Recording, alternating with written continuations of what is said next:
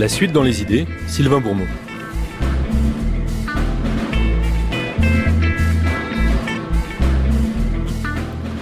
Il y a 13 ans déjà, paraissait un petit livre de Daniel Lindenberg dont on a oublié le titre, le rappel à l'ordre, mais certainement pas le sous-titre, Enquête sur les nouveaux réactionnaires.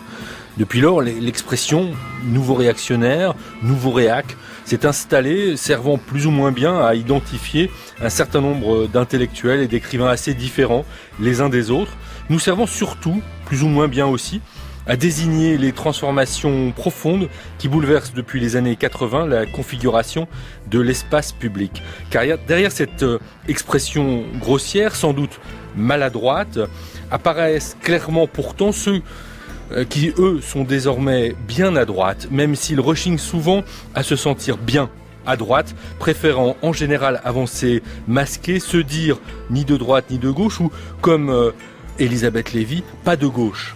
Des chercheurs belges de l'université de Liège qui observent avec distance la vie intellectuelle et littéraire française ont eu l'excellente idée d'organiser il y a un an un colloque consacré au discours néo-réactionnaire. Et les actes de ce colloque paraissent sous la forme d'un ouvrage collectif, le discours néo-réactionnaire, sous la direction de Pascal Durand et Sarah Sindako, au CNRS Éditions.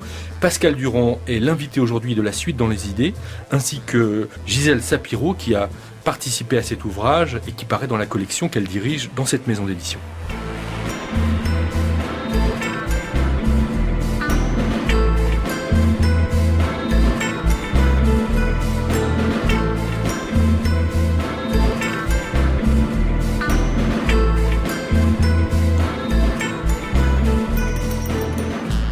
Bonjour Pascal Durand. Bonjour. Vous êtes en duplex avec nous depuis Liège, où vous êtes professeur à la faculté de philosophie et de lettres. Vous êtes un spécialiste de poésie, en particulier de Mallarmé, sur lequel vous avez beaucoup écrit. Et vous êtes donc le co-directeur avec votre collègue Sarah Sindako, qui elle aussi est chercheuse en Belgique, au FNRS, l'équivalent de notre CNRS, de ce livre, Le discours néo-réactionnaire, qui est donc trouve son origine dans un colloque que vous avez eu l'idée d'organiser l'an dernier. Avec nous à Paris, en studio, Gisèle Sapiro, qui est donc à la fois l'éditrice du livre, parce que c'est la collection qu'elle dirige au CNRS Éditions, mais qui a participé à ce colloque et puis aussi à l'ouvrage. Et Gisèle Sapiro est directrice de recherche au CNRS et directrice d'études à l'EHESS. Elle travaille sur le monde littéraire, les intellectuels, les écrivains, et on va voir que c'est l'une des spécificités de ce dont on va parler aujourd'hui, que de lier une dimension intellectuelle avec une dimension littéraire, et qui a là probablement une forme de spécificité française. Voilà, partons de là, de ce regard que vous portez, vous, depuis la Belgique, Pascal Durand, à ce petit monde littéraire français, parce que c'est aussi l'une de ses caractéristiques, ce côté quand même souvent très concentré à Paris, très centralisé de cet univers. Comment vous est venue l'idée de prendre pour objet ce discours néo-réactionnaire ? Bon, il est vrai que de Mallarmé à Houellebecq, le saut peut paraître bien long, mais depuis quelques années, je m'intéressais aux questions touchant à la langue du pouvoir, à la nouvelle vulgate économique qui s'est emparée de l'espace politique et médiatique, le nouveau sens commun économique libéral, si vous voulez. Et j'en avais établi avec toute une équipe le lexique sous la forme d'un livre intitulé « Les nouveaux mots du pouvoir » qui était paru en 2009. Et dans ce mouvement-là, dans le prolongement de ce travail sur la doxa, sur la pensée unique, si vous voulez, et son vocabulaire, son lexique de pouvoir, je me suis un peu naturellement intéressé de plus en plus à ceux qui se présentent comme de rudes opposants à cette pensée unique, à ce pouvoir, à ce lexique, à ce discours très cadenassé, et que, à tort ou à raison, au prix d'une construction qui est aussi un effet d'amalgame, on appelle les nouveaux réactionnaires. D'accord, alors vous avez mobilisé un certain nombre de vos collègues. Ce qui est assez passionnant dans ce livre collectif, c'est qu'on trouve beaucoup de signatures de chercheurs qu'on ne connaît connais pas, qui sont des chercheurs, pour la plupart d'entre eux, qui travaillent en Belgique, mais aussi parfois en Suisse, parfois en Allemagne, et puis il y a quelques chercheurs qui travaillent en France aussi. Mais au fond, tout ça apporte moi je l'ai ressenti comme ça, une certaine fraîcheur, je dirais, par rapport à ce monde un peu confiné, qui a tendance à fabriquer aussi, par des effets de boucle en permanence, un discours autour de cette expression. On reviendra certainement sur ces effets de boucle et de vase clos au sein duquel ces tempêtes se déclenchent et se relancent régulièrement, mais il est vrai que l'ensemble des personnalités rassemblées sous cette appellation néo-réactionnaire est si divers par les domaines d'intervention, que ce soit la littérature, la philosophie, le journalisme, les sciences humaines, le droit, divers par les genres pratiqués, le journalisme, le roman, la chronique, les recueils d'entretien, la direction parfois de journaux, registres aussi divers en termes de qualité, de niveau d'élaboration intellectuelle et stylistique. Et bien face à cette diversité, il m'est apparu absolument nécessaire, comme à Sarah Sindaco, de convoquer un certain nombre de spécialistes de disciplines diverses. Il y a là des spécialistes de la littérature, des sociologues de la littérature, des spécialistes du langage, un juriste, un sociologue, un historien des idées, qui chacun, prenant un peu une des portions de ce paysage ou une entrée de ce paysage, a essayé d'apporter des lumières sur quelque chose qui reste, il faut bien le dire, quand on le prend en bloc, très nébuleux et confus. Alors, c'est vrai qu'une des manières peut-être de sortir de la question de la définition de cette nébuleuse, ou plutôt du tracé de son périmètre, et donc de la question des listes, parce que c'est toujours celle-là qui apparaît très très vite, pourquoi un tel et pourquoi pas tel autre. Au fond, on peut aussi voir les choses autrement, et je pense que vous le faites dans beaucoup des contributions de ce livre, c'est-à-dire appréhender la manière dont, au-delà des noms propres, un certain nombre de thématiques ont vu le jour dans l'espace public, et du même coup ont transformé les débats, les types de questions qui étaient mises en débat dans cet espace public. Au fond, l'ouvrage comporte 3 parties. Une première partie où Gisèle Sapiro joue un rôle important, qui est celui de dessiner le paysage et les structures dans lesquelles se sont moulées différentes formes d'investissement et d'engagement à la fois politique, idéologique et littéraire. Mais 2 autres parties sont ici tout à fait importantes. En effet, celle qui porte sur les thèmes, un ensemble topique de grands thèmes obsédants que Lindenberg avait déjà assez correctement repérés et qui depuis n'ont pas cessé de s'amplifier, que ce soit, le procès de mai 68, le procès de la société multiculturelle, la montée de l'islam conquérant, la culture de masse, des questions relatives à la filiation, au mariage pour tous. Enfin bref, à chaque étape, ces thèmes reviennent, s'amplifient et produisent ce que j'appellerais volontiers un effet de censure invisible, puisqu'ils s'imposent de plus en plus comme les objets centraux du débat public. Ils sont portés à l'agenda des médias, comme à l'agenda de plus en plus des politiques, et par là même, ils exercent un effet de masse qui peut aussi être un effet d'opacité sur d'autres problématiques qui, pour le coup, ne sont pas examinées ou sont laissées de côté. Il y a même une forme de paradoxe, Pascal Durand, puisque, comme vous le dites, ces thématiques ont littéralement envahi l'espace public.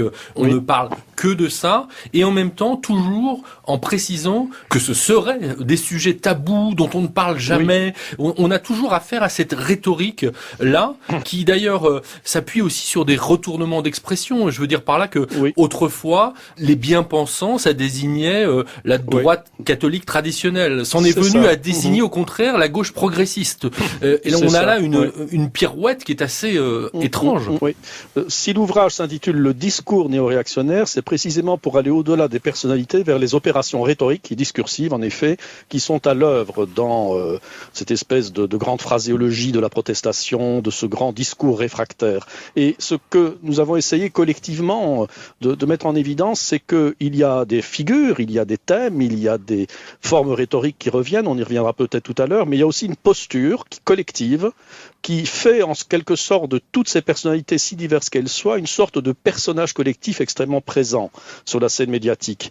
S'il fallait définir les traits de ce personnage collectif, eh bien, c'est essentiellement une posture qui est d'abord la posture du pamphlétaire. Le pamphlétaire, Marc Angenot l'a bien mis en évidence, c'est celui qui se veut ou se prétend porteur dans un monde aveuglé, seul contre tous, d'une vérité qui pourtant est évidente et criante et qu'on ne veut pas entendre. La deuxième posture ou la deuxième propriété de la posture néo-réactionnaire, c'est une posture de minoritaire. Ils font comme s'ils étaient, en somme, les derniers des Mohicans de la pensée libre dans un monde gouverné par une pensée totalitaire, molle, sédative, falsificatrice. Et puis il y a un troisième élément qui est la posture victimaire, c'est-à-dire que, alors que quand on ouvre la télévision, la radio, les journaux, et que l'on est amené évidemment à voir qu'ils occupent la parole, ils sont présents sur les plateaux de télévision, ils sont de très bons clients, massivement, on les voit dans les émissions de talk-show, on les lit dans les tribunes des grands journaux, ils ont aussi leurs propres journaux, le Causeur par exemple, ou le Nouveau Réactionnaire, ou le Meilleur des Mondes, ils ont des structures extrêmement actives et réactives, et cependant, ils se font de plus en plus nombreux sur les plateaux des médias pour y claironner l'ostracisme médiatique dont ils font l'objet par une espèce de paradoxe assez curieux et qui est, chose, il faut bien le dire, assez efficace parce que la posture victimaire est extrêmement payante en l'occurrence. Gisèle Sapiro, comment vous observez ce qui s'est passé là, ce qu'on vient de décrire depuis une vingtaine d'années, grosso modo, en comparant cela à d'autres moments, parce que vous êtes une sociologue, mais vous êtes une sociologue qui travaille toujours sur une dimension historique, et vous avez en particulier travaillé sur le début du XXe siècle, les années 30, et puis l'après-guerre, enfin différents moments de ce XXe siècle qui nous permettent peut-être de comprendre, de replacer dans une perspective ce qui peut-être nous apparaît un peu à tort comme véritablement nouveau. Oui, donc le premier point qu'on peut évoquer, c'est que la présence de ce type de discours néoconservateur ou néo-réactionnaire dans l'espace public n'a rien de nouveau. La figure du polémiste d'extrême droite a des antécédents tristement célèbres en la personne de Drummond ou de Maurras ou de Brasillac. Alors il y a une différence quand même, c'est que à l'époque on parlait d'une presse d'opinion, c'était des journalistes qui écrivaient dans une presse d'opinion. Aujourd'hui, ceux qu'on vient de mentionner sont des intellectuels médiatiques, c'est-à-dire constitués comme intellectuels par les médias, qui interviennent dans une presse qui se veut d'information. Et donc il y a une sorte de saturation de l'espace public par ce discours qui se prétend informer, enfin qui se prétend des analyses plus que des opinions. Même si on a vu ressurgir certains journaux d'opinion, je pense en particulier à Causeur, il y a un chapitre sur Causeur dans le journal, ou des journaux qui sont à l'articulation, je pense le rôle très important qu'a eu l'hebdomadaire Marianne dans ces évolutions dont on vient de parler. Oui. Alors l'autre chose qui me frappe, c'est la rémanence des postures, des modes d'intervention, c'est-à-dire que Pascal Durand vient d'évoquer la figure du pamphlétaire. Je dirais que cette figure, cette rhétorique-là, on la trouve surtout à un pôle qui est celui que j'ai appelé le pôle des polémistes, qui est un pôle plus proche du pôle journalistique, mais on a ce type de discours prend des formes plus moralisatrices au pôle que j'ai appelé des notables, qui est plutôt du côté des institutions comme l'Académie française dans l'entre-deux-guerres, qui, je rappelle, avait élu Charles Maurras en 38. Donc ce discours-là a aussi des formes plus respectables. Et puis il y a aussi une esthétisation du politique du côté de la posture des esthètes qu'on retrouve aujourd'hui, ce que Walter Benjamin avait appelé l'esthétisation du politique. Alors que chez les polémistes, on parlerait plutôt de politisation de l'esthétique, en fait, d'une certaine manière. Voilà. Alors, et chez les notables, d'une moralisation du politique. Alors, ce que je voudrais évoquer, c'est les transformations, peut-être, qui sont intervenues depuis la période que j'ai étudiée, c'est-à-dire les années 30-40. Ce qu'on constate, c'est une délégitimation de la droite après la Deuxième Guerre mondiale. Il y a aussi, en fait, le transfert de la notion de responsabilité de l'écrivain de la droite à la gauche avec la conception sartréenne de la littérature engagée, qui fait que la nouvelle droite qui se constitue dans les années 50 autour des hussards est une droite qui se prétend anticonformiste, qui met en avant le style, qui met en avant l'autonomie du littéraire, qui est souvent une stratégie pour faire passer en contrebande des idées qu'on retrouve tout à fait chez les esthètes d'aujourd'hui. Et puis le troisième point important, c'est la division du travail intellectuel qui commence dans les années 50-60 avec la montée des sciences humaines et sociales. C'est vrai qu'il y a un transfert de la figure de l'intellectuel qui passe de l'écrivain vers plutôt alors Foucault, le philosophe via Sartre, Foucault, mais ensuite Bourdieu, donc un sociologue. Du coup, il y a aussi un repli des écrivains, on pourrait dire, hors de cet espace public, un repli dans la littérature, ce qui ne veut pas dire que c'est une littérature dépolitisée, contrairement à ce qu'on entend, mais il s'efface un peu devant les experts. Et puis, il y a du côté des chercheurs, des universitaires aussi, une forme d'intervention qui qui est celle de l'intellectuel spécifique tel que défini par Foucault, c'est-à-dire que c'est pas l'intellectuel capable de parler de tout et de n'importe quoi, mais qui va intervenir sur des domaines particuliers de sa compétence. Face à ça, à partir des années 70, on va émerger ces nouveaux philosophes qui vont constituer ces figures des intellectuels médiatiques qui se réapproprient la figure traditionnelle de l'intellectuel. Bon, on peut faire des commentaires sur la manière dont il se la réapproprie, mais il y a une tentative de filiation. De l'intellectuel tout-terrain pour le coup, et non plus exactement, spécifique. Généraliste. Et alors, ce qu'on peut dire aussi en termes d'évolution, c'est que il y a un vieillissement social de ce groupe d'intellectuels médiatiques, parce qu'ils sont toujours en place. Hein. Enfin, et là, certains commencent à disparaître, mais enfin, ce sont les mêmes qui occupent cet espace, qui saturent cet espace public, mais qui ont vieilli socialement et politiquement aussi, c'est-à-dire qu'ils sont passés, pour certains et nombre d'entre eux, de la gauche Mao aujourd'hui à la droite, voire à l'extrême droite. Alors ça pose une question intéressante et classique pour les sciences sociales, c'est qu'est-ce qui est la part de l'effet d'âge et qu'est-ce qui est la part de l'effet génération. L'effet âge, parce que bon, aussi désolant que cela soit à constater, mais on s'aperçoit que en vieillissant, génération après génération, en vieillissant, beaucoup d'individus deviennent conservateurs, voire réactionnaires, que ça a à voir avec ce processus biologique qu'est le vieillissement, probablement quelque part, pas tous, certainement. Et puis il y a aussi des effets de génération, parce que vieillir à certains moments, c'est pas la même chose que vieillir à d'autres moments dans la société française ou dans ce monde littéraire, Gisèle Sapiro. Oui, tout à fait. Donc c'est un vieillissement social qu'observe toute la sociologie politique, c'est-à-dire que l'âge est un facteur qui a un impact sur les positions politiques. C'est vrai que le champ intellectuel, le champ littéraire, c'est un espace où on peut résister à ces formes de... moi j'avais travaillé sur la figure de Mauriac qui justement rompt avec son passé de droite dans les années 30 au moment où il accède à l'Académie française pour devenir une sorte d'intellectuel contestataire, protestataire, sans jamais être un homme de gauche, mais enfin qui conteste son propre camp, qui conteste l'Église. Voilà, mais ça, ce sont des effets propres, ce que Pierre Bourdieu appelle les effets de champ. Mais la tendance est vraie, il est vrai. Alors il y a aussi des opportunités. Par exemple, la stratégie en 2007 de Sarkozy d'attirer des intellectuels de gauche a rencontré quelques succès. Voilà, donc il y a aussi la question des gratifications, il y a la question des réseaux, des structures d'opportunités. Mais structurellement, en fait, le vieillissement, c'est simplement la structure sociale change et on reste attaché à celle dans lesquelles on s'est constitué. Hein. Donc c'est ce qui fait que sociologiquement, on a plus tendance à être attaché à un certain état des choses antérieur. Voilà.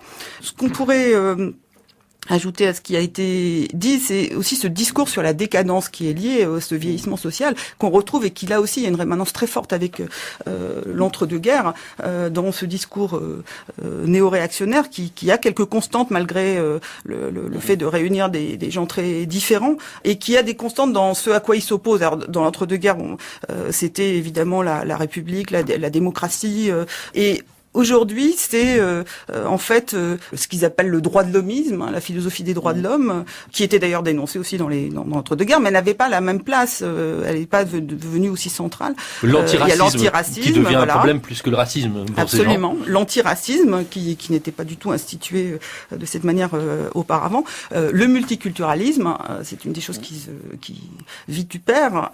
Le féminisme, sans trop savoir ce que c'est, enfin ce qu'on appelle comme ça dans le monde anglo-saxon et qui est très différent de ce que j'imagine. Le féminisme, la libération sexuelle, donc tout ça, ils considèrent que ce sont des doxas.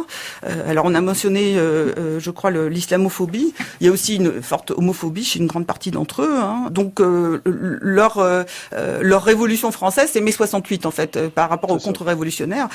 Donc mai 68 est responsable de du déclin de la culture française, de l'identité française. Mai 68, les sciences sociales, parce que les sciences sociales relativisent la culture, les valeurs, etc. Excuses, disent certains. Voilà, et servent d'excuses, tout à fait. Et puis aussi les nouvelles technologies. Et alors, ce qui est frappant aussi, c'est le discours sur le festif qu'on retrouve dans l'entre-deux-guerres. C'était la dénonciation, par exemple, des congés payés. Enfin, pas dans l'entre-deux-guerres, mais sous Vichy, en fait, on dénonçait ce que le Front populaire avait permis. Le Front populaire avait permis. Et bon, on avait espèce de fantasme de ces couples partant en tandem. Pourtant, on passait, oui. Voilà. On passait son temps à dénoncer la dénatalité, mais en même temps, on reprochait aux couples de partir en tandem. Et donc, il y a une espèce d'obsession du festif. Donc, c'est quelque chose qu'on retrouve aussi dans ce discours aujourd'hui. Chez Philippe Muret, par exemple. Tout à fait. Pascal Durand, Vous vouliez intervenir ? Oui, je pense que les questions qu'on vient d'évoquer sont très importantes. Le vieillissement, le retour au fond assez constant des mêmes thèmes qui remontent en somme à la révolution conservatrice des années 20-30, le déclin de l'Occident, etc. Mais il y a tout de même des choses nouvelles qui se sont dessinées et qui ont donné à tout cela une force de propagation et de diffusion très considérable. C'est en gros, la transformation très considérable qu'a connue l'univers des médias depuis les années 1980 et jusqu'à nos jours, en ne cessant de s'amplifier. Il me semble que nombre de ces nouveaux réactionnaires, ou ceux qu'on appelle comme tels, qui sont d'ailleurs aussi, c'est un point qu'on n'a pas encore évoqué, souvent dans des positions périphériques au sein du champ littéraire ou du champ journalistique, ce sont un peu en quelque sorte des gens qui développent un discours du ressentiment ou de l'hostilité. Et a fortiori du champ universitaire aussi. Et a fortiori du champ universitaire, donc ils développent des espèces d'hostilité à ceux qui occupent à leurs yeux des postes qui, d'une certaine manière, devraient leur être dus. Je pense à Zemmour, par exemple, qui est 2 fois récalé à l'ENA, qui a un discours anti-élite assez caractéristique. Mais enfin, ces gens-là ont trouvé une espèce de lieu, comment dire, de vie et de prospérité qui est l'univers des masses médias. Et d'une télévision qui, il faut bien le dire, depuis les années 1980, a changé de régime et de rythme. Et c'est à ce changement de régime et de rythme que se trouve, à mon avis, parfaitement ajusté le discours de ces nouveaux réactionnaires, en tout cas pour beaucoup d'entre eux. Qu'est-ce qui s'est passé en gros dans la foulée de la privatisation de la télévision, la montée en force de la télévision des animateurs, de la télévision des talk-shows, de ce que Umberto Eco a appelé la néo-télévision, c'est-à-dire une télévision où non seulement l'animateur est la vedette bien plus que l'invité, mais aussi où la télévision fait événement de ses propres matériaux et fait matériaux aussi de ses propres événements. Ces nouveaux réactionnaires sont pour beaucoup de bons clients des plateaux de talk-show. Ils sont aussi assez souvent des snipers très efficaces à pointer comme chroniqueurs dans ces émissions, comme On n'est pas couché, qui a fait la célébrité d'un Éric Zemmour. Et dans cette télévision du clash, de la surenchère, de la provocation, de la parole choc pour frapper, pour susciter la réaction, eh bien ils sont véritablement comme des poissons dans l'eau. Tout ceci en outre étant relayé par les réseaux sociaux, les sites de partage de vidéos en ligne, où les clashs qu'ils produisent font évidemment le buzz. Je pense que on peut difficilement imaginer la proportion et la force de propagation de ce courant idéologique en le séparant de ces nouvelles conditions technologiques de diffusion, si vous voulez. Et ça pointe évidemment la responsabilité très lourde des journalistes qui organisent ces plateaux, ces émissions de débat, qui choisissent les thèmes et qui choisissent les invités. Parce qu'évidemment, il y a, Pascal Durand, vous avez raison d'y insister, une logique médiatique extrêmement forte qui s'enracine dans la nécessité de faire de l'audience, y compris sur les chaînes de télévision publiques, puisque vous citiez l'émission de Ruquier, mais on pourrait aussi citer celle de Frédéric Tadei sur France 3, qui a joué un rôle très important aussi. Et il y a cette logique de l'audimat. Mais après tout, on pourrait se dire, au début des années 80, quand Michel Polac avait ce talk-show où là aussi il y avait de la provocation, de la véhémence, on n'avait pas du tout le même type de choix d'intervenants. Les choses dessinaient un paysage idéologique et politique, somme toute, assez différent. Peut-être ça renvoie à la question de la responsabilité de ceux qui font ce type de casting.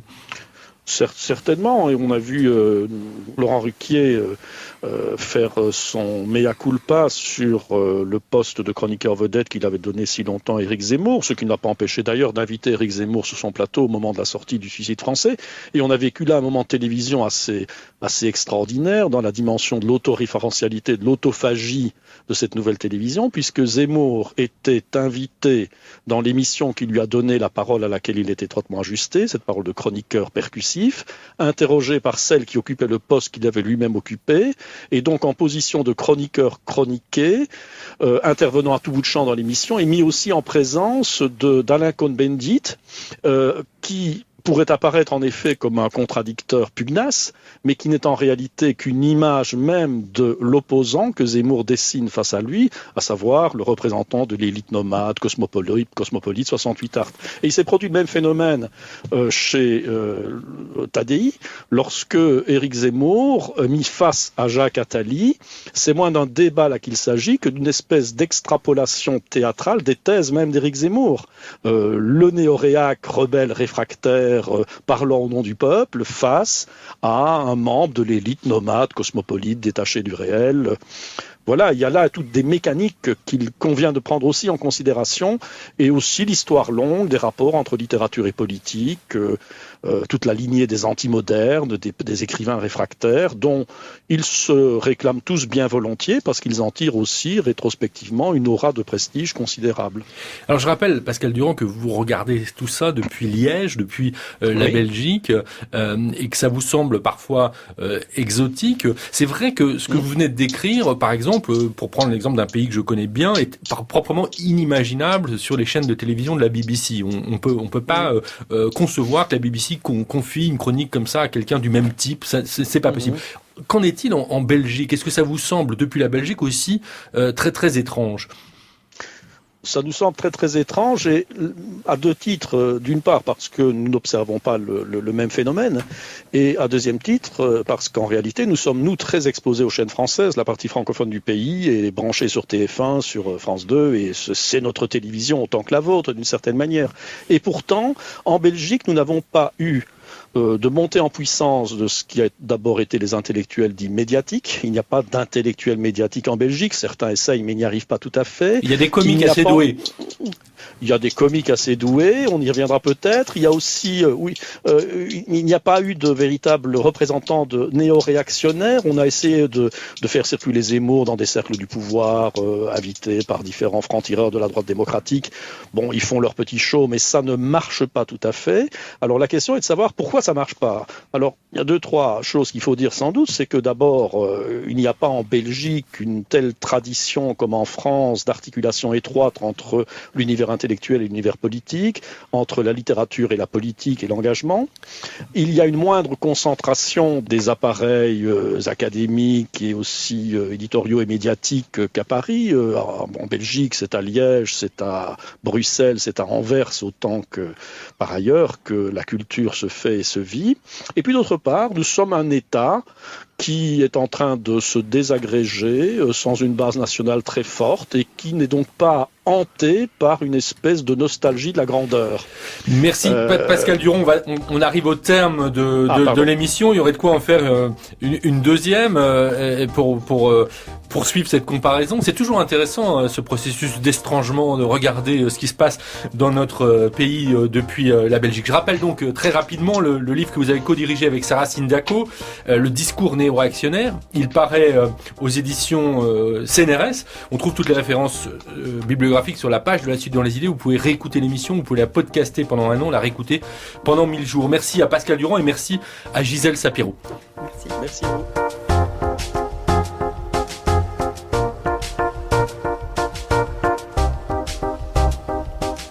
C'était La Suite dans les idées. Sylvain Bourmeau, attaché d'émission Cyril Baer, à la technique Bruno Mourlan, à la réalisation Jean-Christophe Francis.